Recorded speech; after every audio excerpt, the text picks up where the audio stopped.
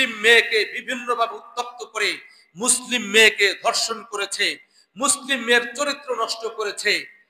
আজ আজ আমার খুব কষ্ট লাগে ওই সমস্ত লেবাসদারি আলেম, ওই সমস্ত লেবাসদারি পীর বুজুর্গ, ওই সমস্ত লেবাসদারি মুফতি, ওই সমস্ত লেবাসদারি শাইখুল হাদিস, ওই সমস্ত লেবাসদারি ইমাম খতিব, ওই সমস্ত লেবাসদারি মুহতামিম, ওই সমস্ত লেবাসদারি বুজুর্গ, টুপিওয়ালা, বাকরিওয়ালা, জুব্বাওয়ালা, যারা এরকম ভাবে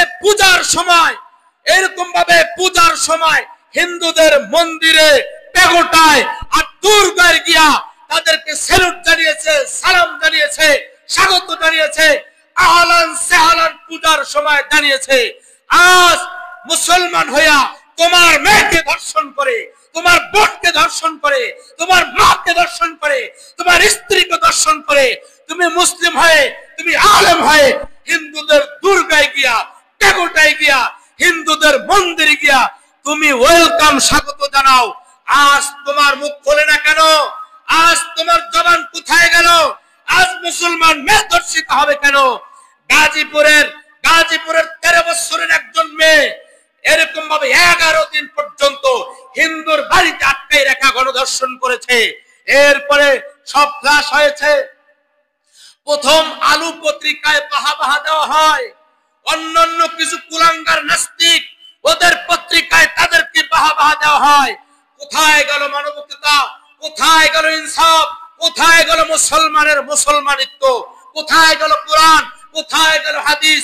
আর ইনসাফের কথা, সত্যের কথা বললে অনেক সময় বিপদ হয়ে দাঁড়ায়। অনেকে বলে হায় রে আমার বোন বুয়েটে যদি ধর্ষণ হয়, হিন্দুরা যদি ধর্ষণ করে, এই দেশের মধ্যে 20 কোটি মানুষের মধ্যে 1 কোটি না 50,000 অন্যান্য ধর্মাবলম্বীরা হবে না, কিন্তু 19.5 কোটি মানুষ, এই 50,000 খ্রিস্টান, ইহুদি, হিন্দু, বৌদ্ধ, চারাল, চাকমা, বার্মা, যত গারো আছে, উপজাতি আছে, 50,000-এর এত শক্তি হয় কিভাবে? বুয়েটে আমার বোন ধর্ষিত কেমনে হয়? গাজীপুরে টঙ্গীতে আমার বোন মাদ্রাসার ছাত্রী 13 বছরের মেয়েকে 11 দিন ঘরের মধ্যে আটক রেখে কিভাবে ধর্ষণ করে? কিভাবে মানুষ চাইয়া দেখে? মুসলমানের রক্ত একেবারে শুকার পর্যায়ে চলে গেছে। এরকম ভাবে ওই যে দেখেন চট্টগ্রামের মাঠে, রাস্তাঘাটে এরকম ভাবে প্রসিকিউটর আলিফকে হত্যা করেছে, আইনজীবী আলিফকে প্রকাশ্যে রাস্তার মধ্যে জবাই করেছে মুসলমান। হিন্দুরা জবাই করে মুসলমান।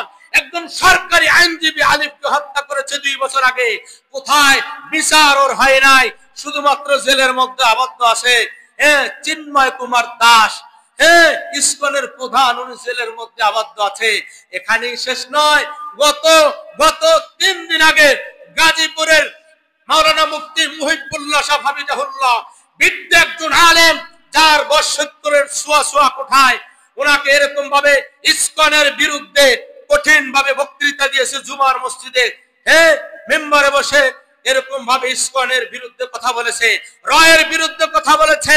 ওনাকে বহুবার চিঠি দিয়ে হুমকি দিয়েছে, বহুবার সতর্ক করেছে, বলে না হিন্দু হয় না কারো বন্ধু, আমার জীবন থাক আর যাক, আমার লাইফ থাক আর যাক, কোরআনের কথা, হকের কথা, হাদিসের কথা বলবো। মসজিদে মিম্বারে যদি কোরআনের কথা বলা না হয়, এরকম ভাবে মন্দিরে বলা হবে, পেগোটায় বলা হবে, দুর্গায় বলা হবে? না, মসজিদের মিম্বারে হকের কথা বলতে হবে।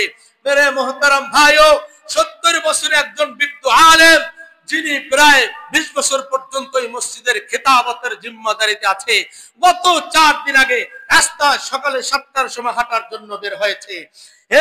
পরিকল্পিতভাবে এই ইসকনের হায়নারা, জানোয়াররা এরকম প্রাইভেট কার মাইক্রো চাপা দিয়া রাস্তার পাশে একেবারে নিয়ে জোর করে গাড়ির মধ্যে উঠেছে। সকাল 7টায় হাঁটার জন্য বের হয়েছে বৃদ্ধ মানুষ, নিয়ে গেছে ওরকম ভাবে কুড়িগ্রাম নিয়ে গেছে। নিয়ে যাওয়ার পরে এরপরে চুয়াডাঙ্গা, দিনাজপুর, ওখান থেকে বর্ডার ক্রস করে ভারতে পাঠাবে। সর্বশেষ 4 দিন পরে হযরতের নিউজ পাওয়া যায়। ওনাকে গাড়িতে উঠাইয়া, ওনার জবানবন্দিটা এমন ছিল, আমি কোরআনের কথা বলা আমার কি অপরাধ? আমি কোরআনের কথা বলেছি, আমি হাদিসের কথা বলেছি, আমার বিশ্ব নবীর কথা বলেছি, এটা আমার কেন অপরাধ হবে? আমি তো সত্যের কথা বলেছি, আমি তো সত্যের সৈনিক।